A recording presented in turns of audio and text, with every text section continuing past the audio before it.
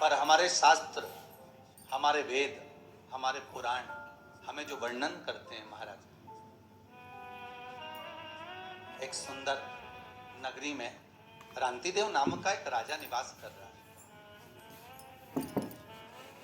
बड़ा सुंदर भाव है महाराज उस रांतिदेव का।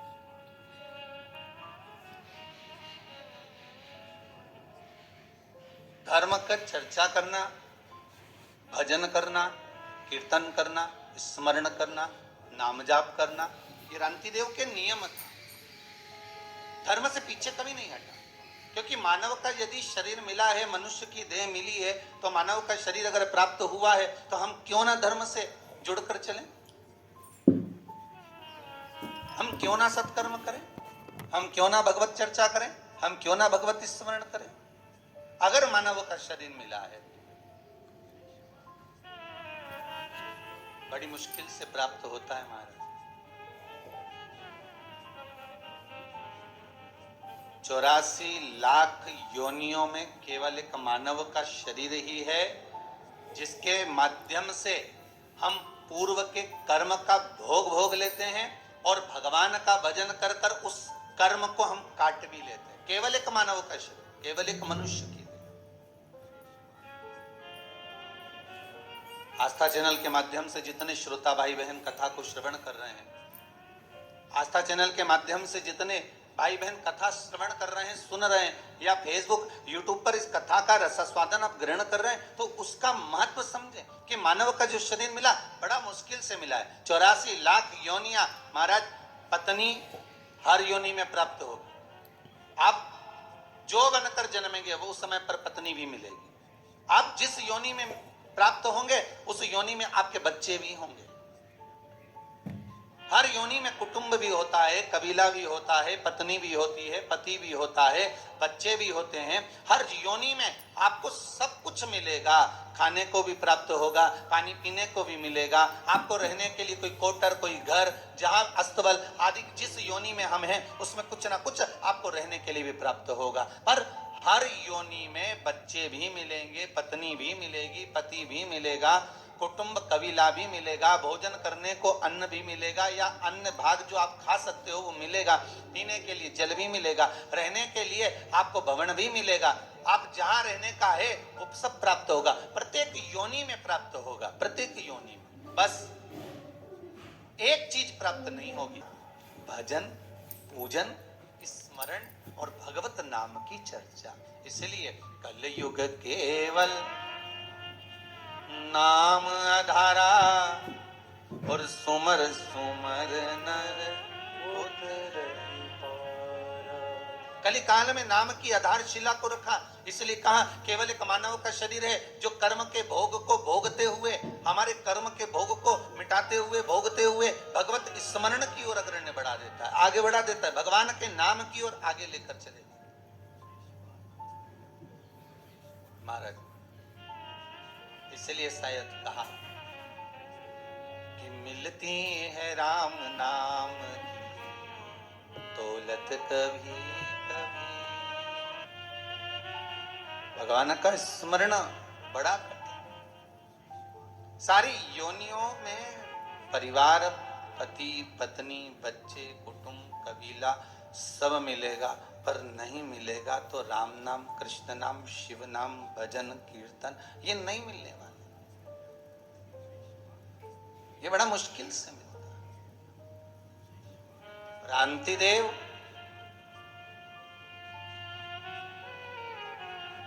इतने धर्मात्मा राजा थे, हर पल, हर घड़ी, हर क्षण दान, पुण्य, संकीर्तन सब करा,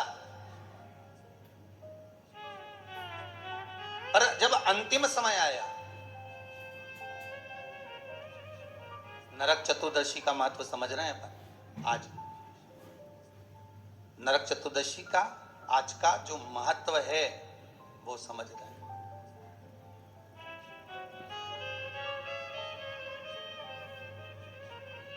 क्या महत्व है नरक चतुर्दशी का? कृष्ण पक्ष की कार्तिक महीने की इस चतुर्दशी का, रूप चतुर्दशी का, नरक चतुर्दशी का क्या महत्व है उसको समझना। उसके पूजन का क्या विधान है,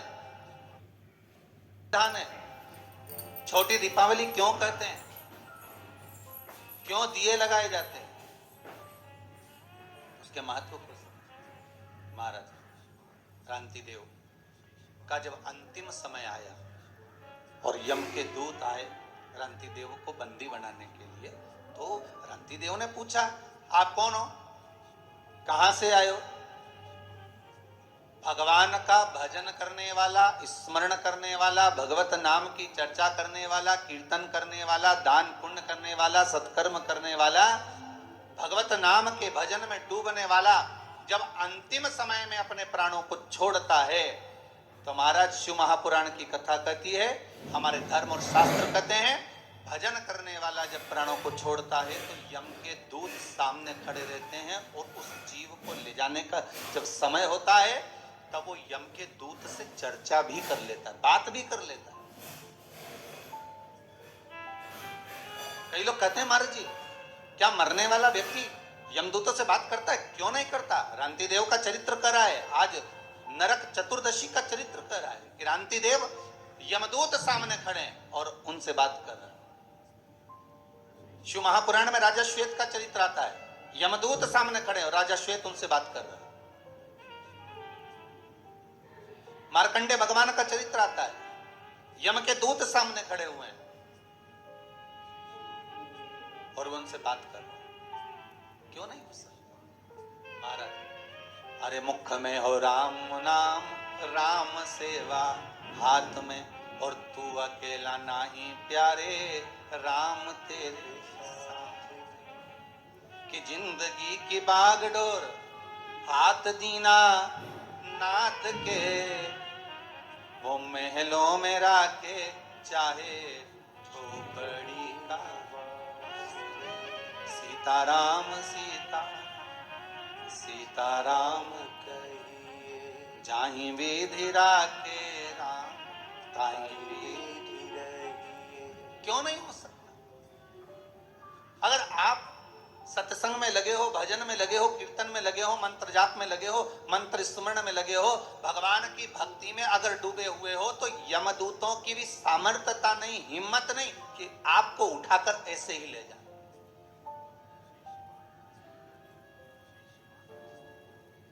यमदूतों की भी सामर्थ्यता नहीं कि वो आपको उठाकर ले जाएं।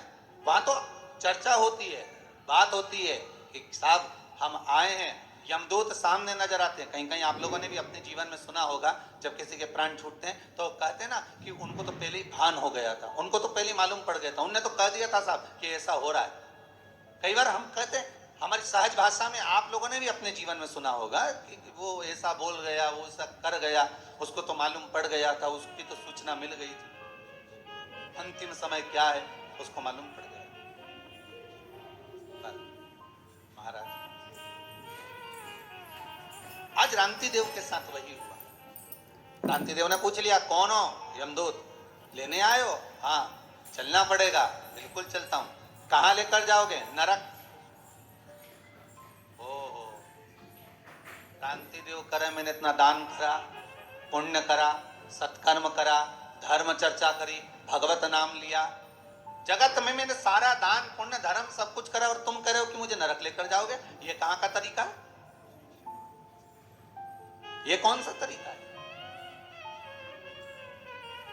कार्तिक महीने की यही चतुर्दशी कृष्ण पक्ष की थी, जिस दिन क्रांतिदेव यमदूतों से बात कर रहे हैं और कह रहे तुम मुझे नरक लेकर जाओ। मैंने पाप कौन सा करा है?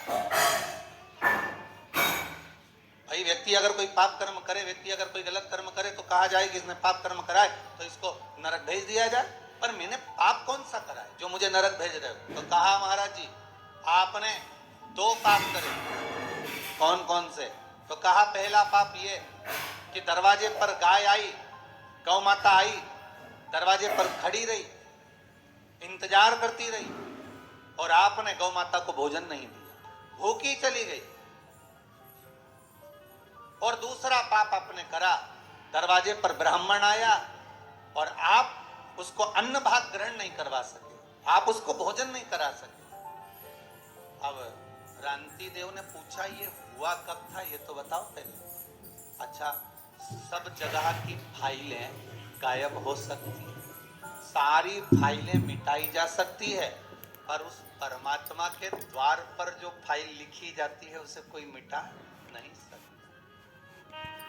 मत बुरे कर्म कर बंदे वरना पछताएगा, भगवान की आंखों से तू बच नहीं पाएगा, तू बच नहीं पाएगा। उसको पहचान नहीं सकते।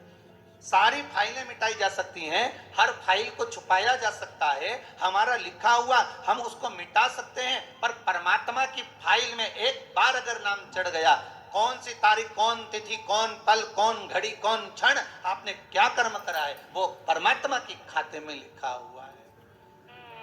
मेरे भोले के दरबार में सब लोगों का खाता, और किसी को कोड़ी कम नहीं देता, किसी को दमड़ी। सारी फाइलें उसके पास, चाहे हमारी हो चाहे आपकी हो। रांति देव की अगर फाइल उनके पास में है तो कहा मैंने करा कब था, बता दिया यमदूतों ने, ये फाइल पढ़ लीजिए, चित्रगुप्त महाराज को बुलाया, बता दीजिए महाराज, बता दिया। एक दिन ब्राह्मण आया था, निवेदन करा, तो रांति देव कह रहे हैं ब्राह्मण को मैंने सिंहासन दिया, ब्राह्मण को मैंने बैठने का सिंहासन दिया है, ब्राह्मण के लिए मैंने हाथ जोड़कर निवेदन करा था, ब्राह्मण देवता आप कुछ खा लीजिए, ब्राह्मण देवता आप पानी पी लीजिए, ब्राह्मण देवता आप कुछ ग्रहण कर लीजिए, पर ब्राह्मण ने मना कर दिया था। आप देखिए, लिस्ट उठाकर देखो, ब्राह्मण ने मना कर दिया। यमदूत कहते हैं भले ब्राह्मण मना कर दिया, पर कुछ नहीं तो मुख झूठा करा देता, पानी ही पिला देता, तेरे घर का बर्तन झूठा तो होना था, तेरे घर का बर्तन पात्र झूठा तो होना था। कितना सुंदर कहा है महाराज। कोई ब्राह्मण यदि आपके यहां आए और ब्राह्मण आकर आपके यहां अगर ऊपर से जल ग्रहण कर रहा है तो आप ब्राह्मण से कह सकते हो महाराज जी आप पात्र झूठा कर दीजिए।